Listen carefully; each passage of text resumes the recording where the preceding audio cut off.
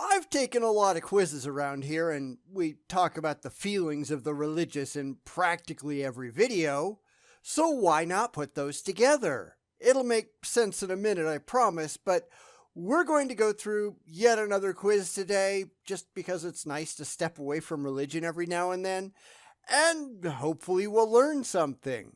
Won't that be nice?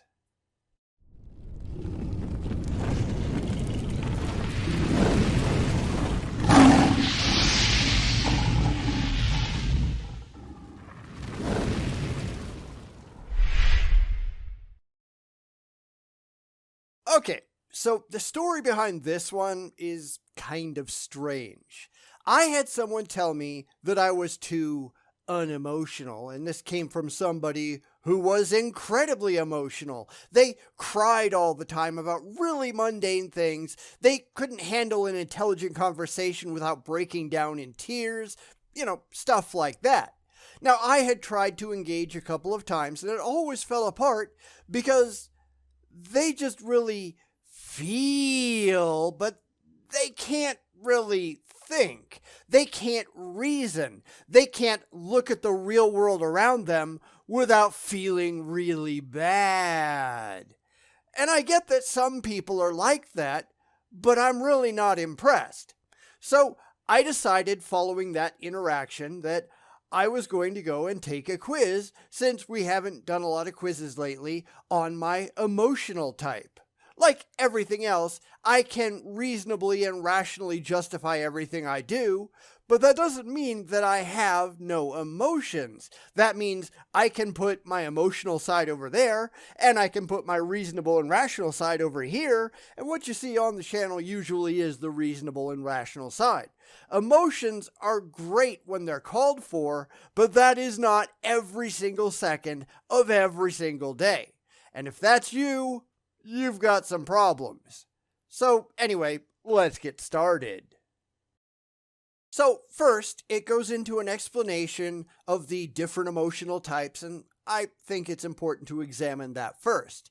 There are 4, at least according to this quiz: the intellectual, the empath, the rock, and the gusher.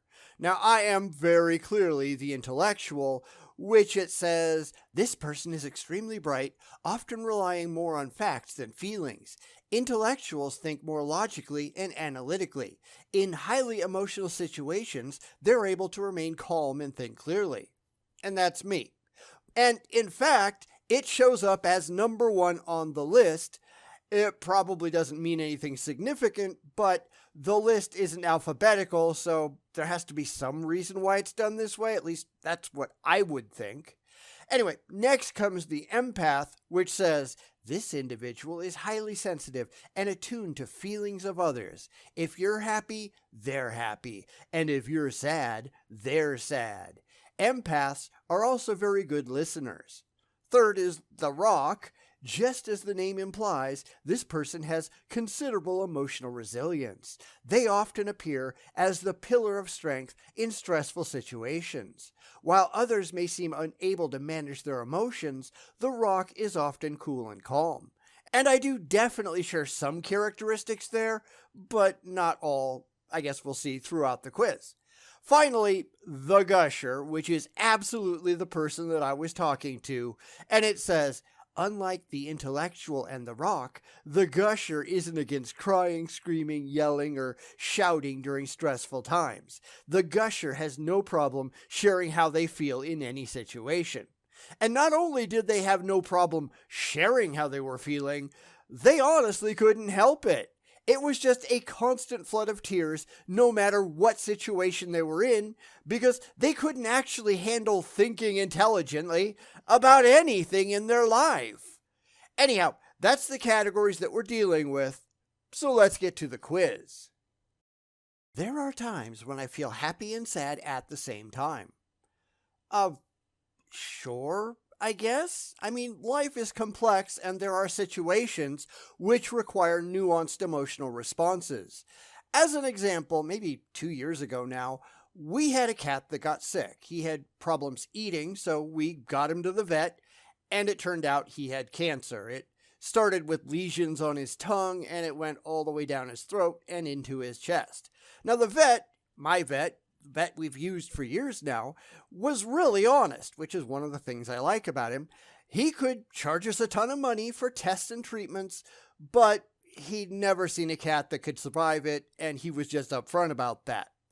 He might keep going for another year, probably less, but what he had, it just wasn't curable. So I made the decision to have the cat put down. The cat was miserable, it wasn't really able to eat, and it wasn't going to be getting any better. The best thing for the cat was to put an end to his suffering.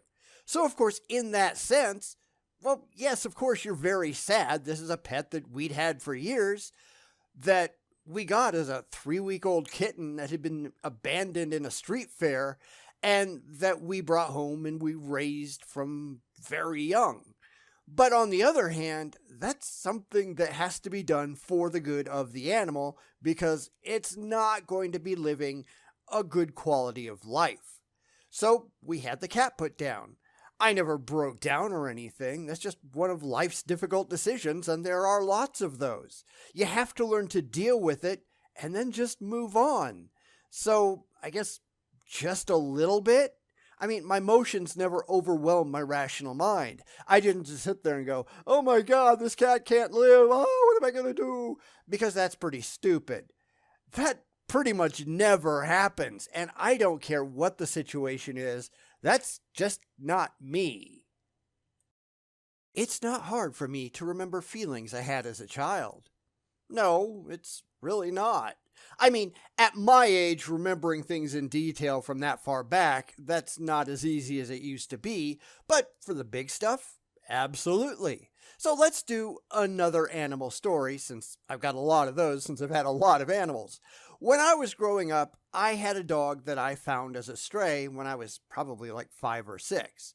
So we took her in. She was a great dog, even though she had been abused. I mean, somebody had chopped off her tail, and I don't mean surgically. She was kind of screwed up. Anyhow, after I don't know, maybe 6 or 7 years, she came down with Addison's disease, which is a problem with the adrenal glands. And in fact, she was the very first dog to ever come down with it, at least according to our vet. It's usually a human disease, but she had it, so there she was. She was on medication every day for the rest of her life. And there were good days and there were bad days, but she never complained whatsoever. She was a really loving, wonderful dog. And one day when she was about 14, my father took her to the vet for a checkup, and while she was there, she died. And I still remember how I felt when he brought the body back home, and we built a box and we buried her in the backyard. Those kind of things, they never really go away. The small stuff, you forget about, but the big stuff, it never does. So I guess I'm going to go with moderately true. My feelings are hurt easily. Nope, that is not at all true. I can certainly imagine some things that might hurt my feelings, but in general, that is not remotely true of me.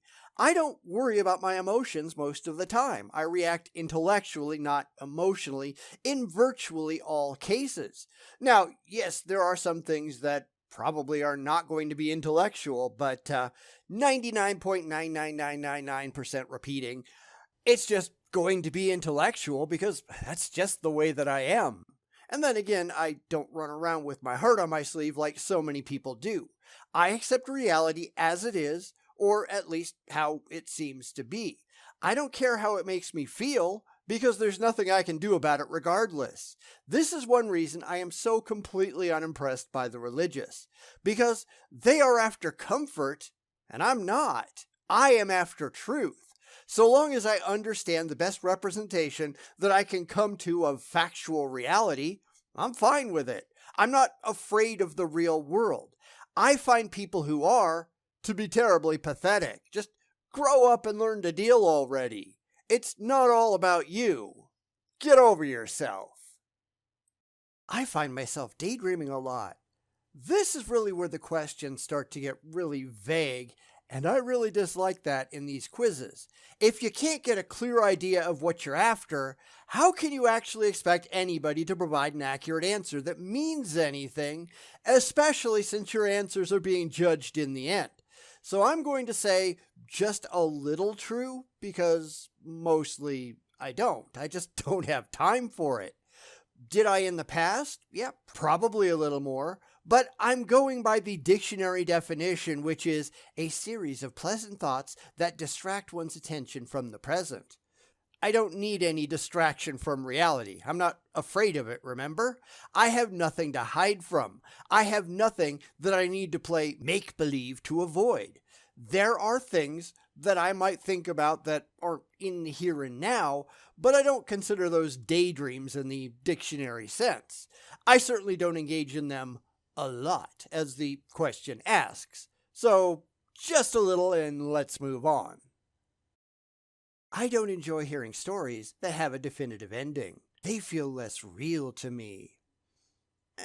Moderately true. This is again something so vague as to be almost unanswerable. I mean, if I'm reading a book, I want to know that there is an ending. That's kind of how stories work after all. Beginning, middle, and end. If it just stops without a satisfying ending, then it's a bad story, and I don't enjoy bad stories. I'm not trying to entertain myself by reading somebody else's work. If I want to entertain myself, then why do I need you at all? Now, I suppose one could say that I can enjoy something without knowing what the end is yet. That's most TV shows, after all. It's all books while you're in the middle of them, and I can enjoy the journey without knowing the end, and that's why I said what I said.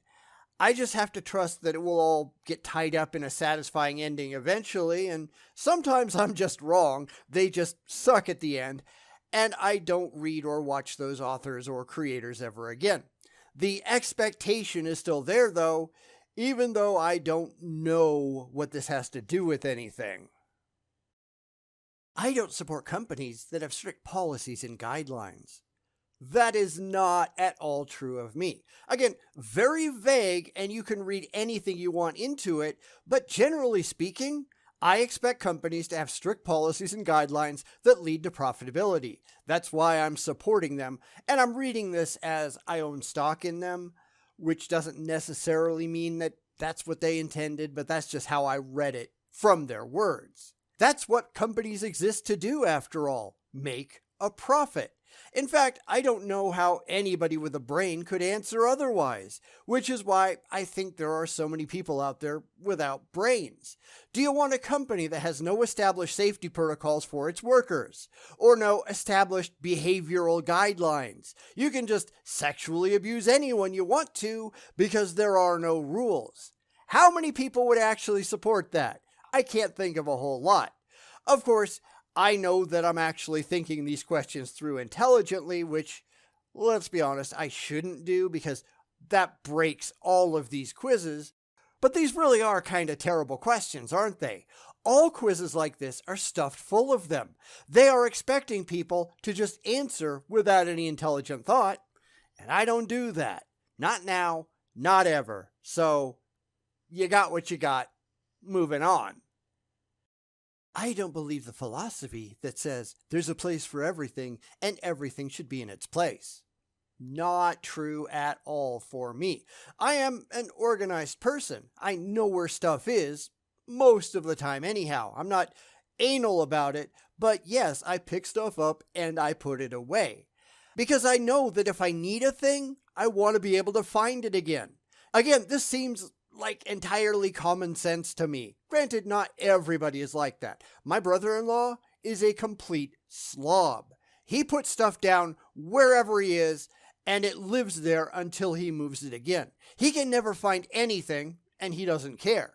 In fact, last weekend, we were down at his house for his 60th birthday, and he said that his new refrigerator said, "It's time to change my filters." So I looked at the filters, and he'd never even installed them. And this is 6 months after we bought him the thing. So I went and I installed the filters, I reset the alerts, and then I got on Amazon and I ordered him a new supply of filters so he'd have some when they needed to be replaced again.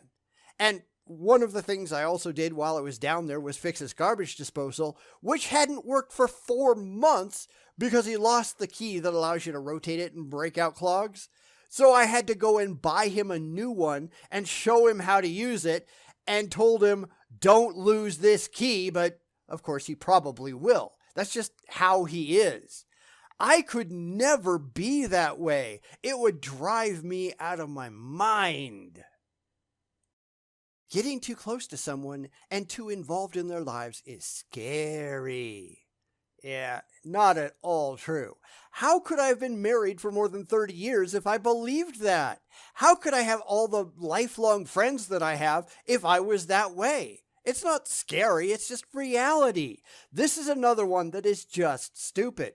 Now, I do see some people who constantly get involved in the drama of everybody around them, and I find that stupid and pointless, especially when these people are hardly even your friends. You get those people at work who are constantly in everybody else's business, the ones who are constantly gossiping and trying to get into everybody else's private lives.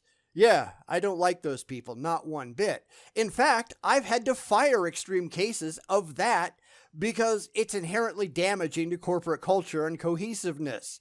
Do your job and stop causing problems. If you want to be friends, fantastic. Take that friendship off the job site, but, go ahead. It's completely cool. Just don't let it interfere with your work. This one is a hard no.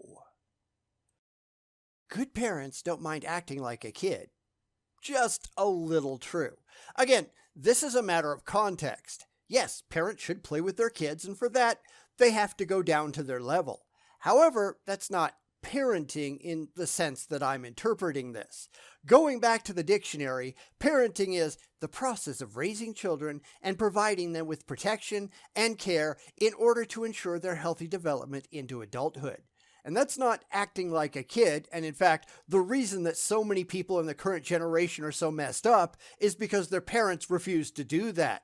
Their parents didn't care. They were just too involved in their own lives to bother raising healthy, intelligent, socially capable children. And I have zero respect for any of those people. That's why you get so many Gen Z whiners today on YouTube.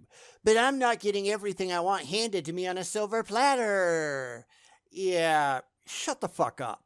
You are just embarrassing yourself and proving that your parents were complete assholes who didn't know how to do their job.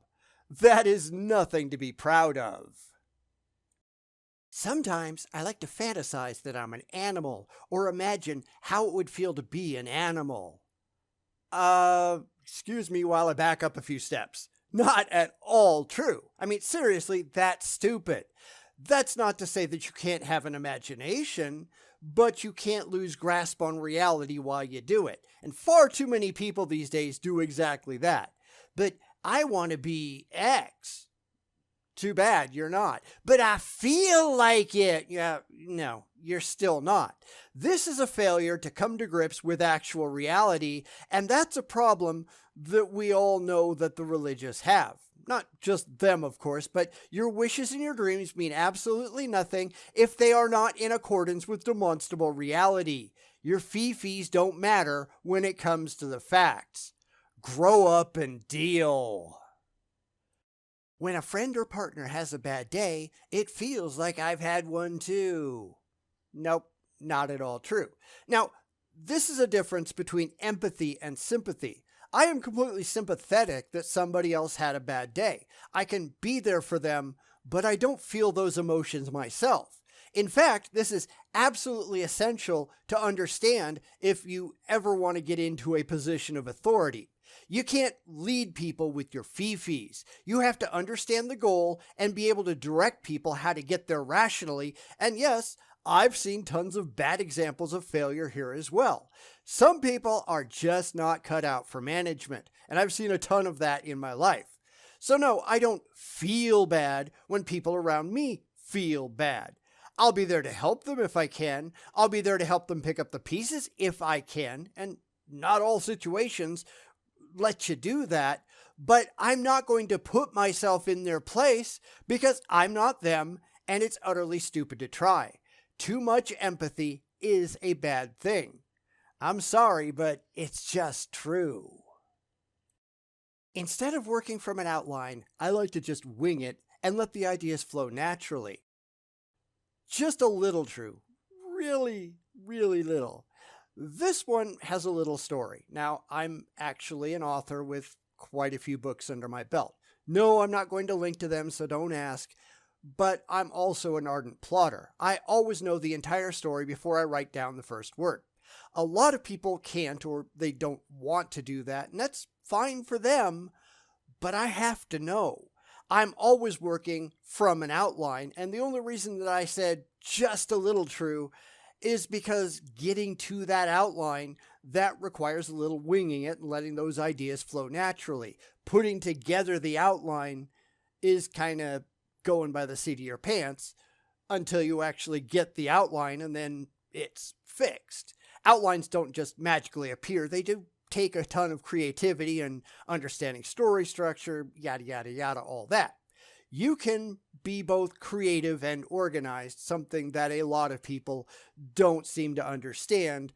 But if you want to be successful in things, you really have to be.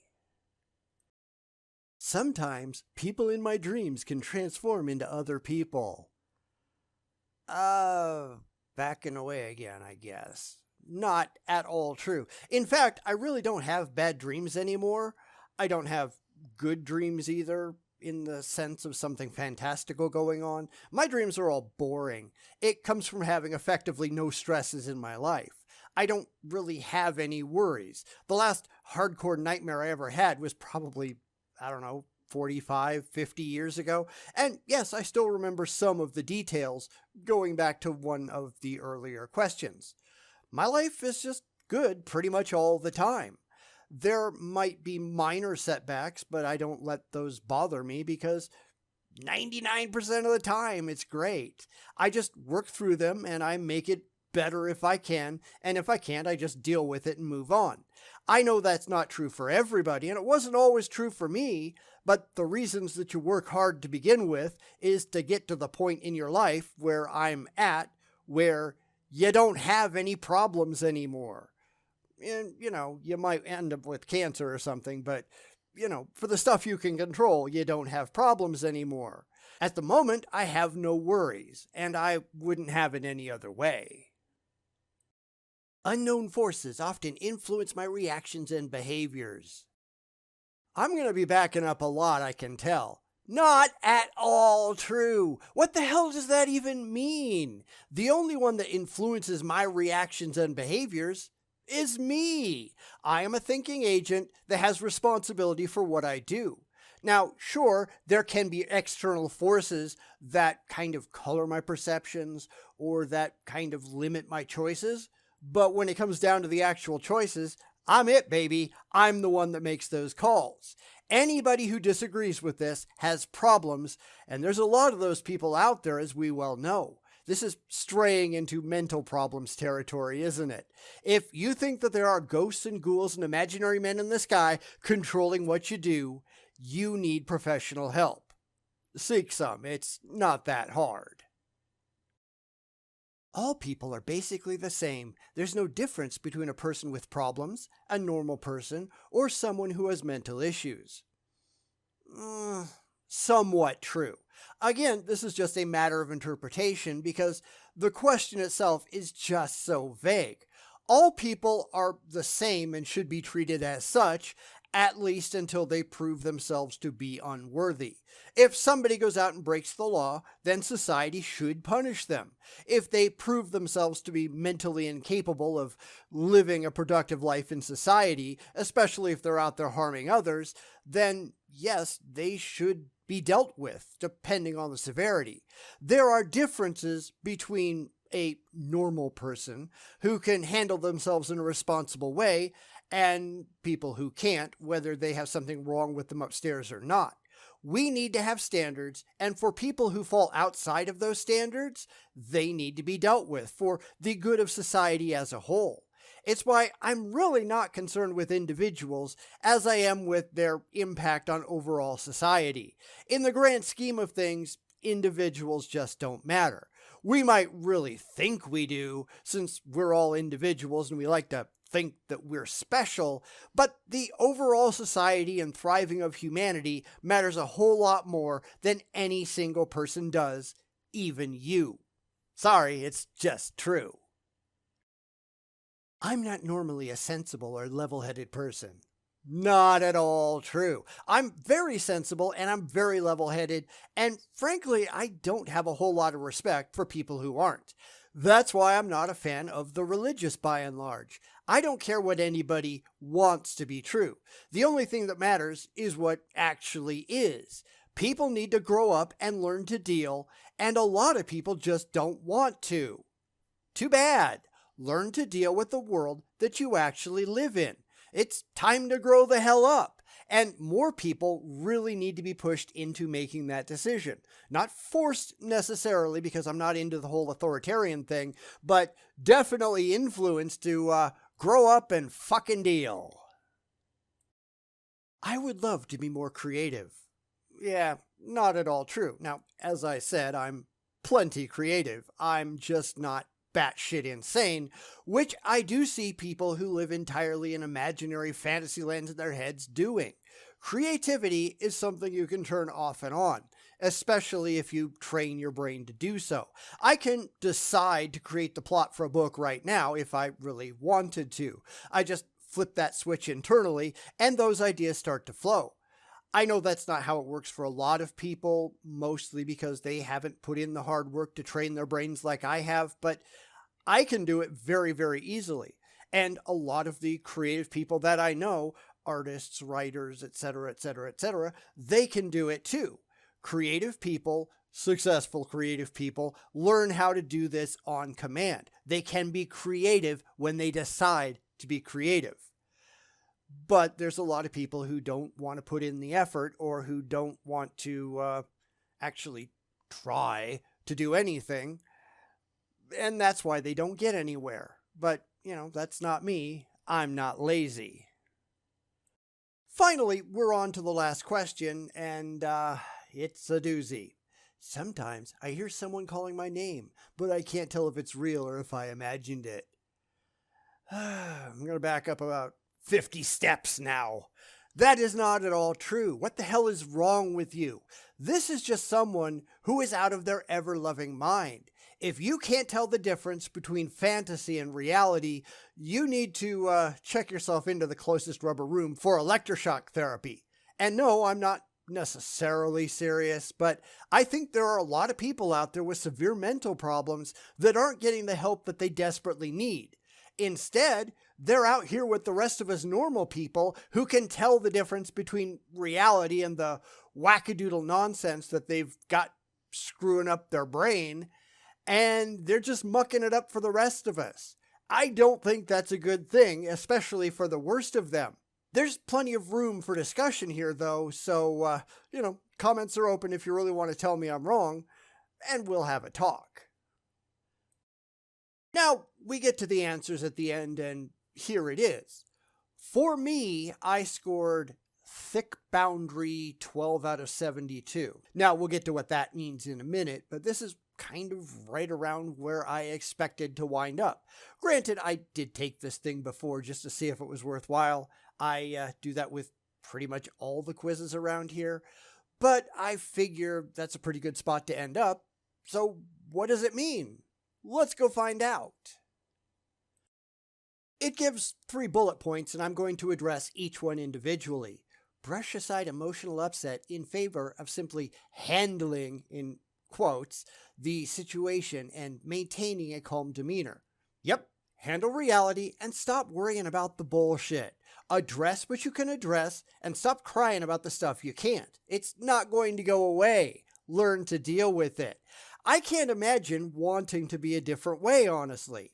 Suppress or deny strong feelings. They may experience an ongoing sense of ennui, of emptiness and detachment. Well, I don't suppress or deny anything. I know it's there. I just don't let it control me. I'm not detached at all. In fact, I'm incredibly attached to the only thing that actually makes a difference: reality. I think the people who can't do that are the ones that are detached, the ones that show that they care nothing for the real world. They're just desperately looking for a way to avoid having to deal with it.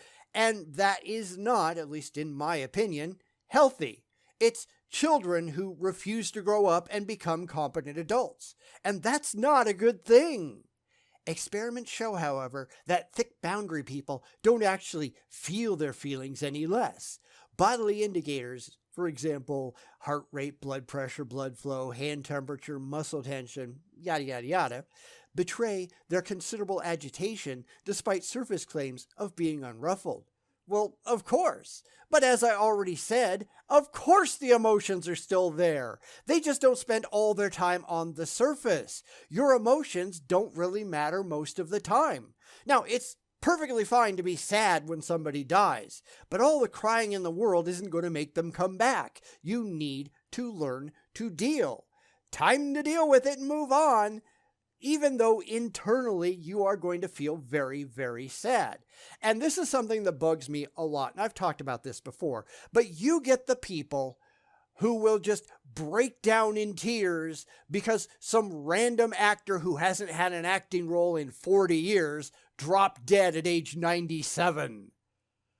Are you out of your fucking mind? Who cares? Now, if you're one of their family members, sure, absolutely, you have a right. But just somebody who's going, yeah, I saw him in a movie once upon a time. I didn't really even like the movie, but oh my God, they're dead. What is wrong with you? You have some serious problems. And there's a lot of people out there with serious problems. And these people need help. I don't know what's going to happen with these people, but they need help. Go ahead and express your anguish as you need to, and then just, stop. Go, well, that's just too bad. And I'm fine with it if you're going, well, they were in the prime of their life, the prime of their career, and now we'll never see anything else. That's one thing. But he was 104. Go fuck yourself. You're being an idiot. There are these kinds of people who simply can't stop being emotional. They can't stop feeling. They get locked into their emotions for years on end, and then when people get tired of hearing about it, they get mad instead of just understanding that the problem is theirs. You actually are responsible for the things that you allow to go on in your head. If you can't control it, then you need to seek professional help because it's not doing anyone any good at all. Not you, not anyone around you, not society, no one. There has to be a balance. And for the extremes especially, they can't understand that. They just really want to believe. They just really want to feel good. They just don't care about the effects that their feelings have on others or on humanity as a whole. Why? Because they just don't give a shit about anything but themselves. And that's just sad.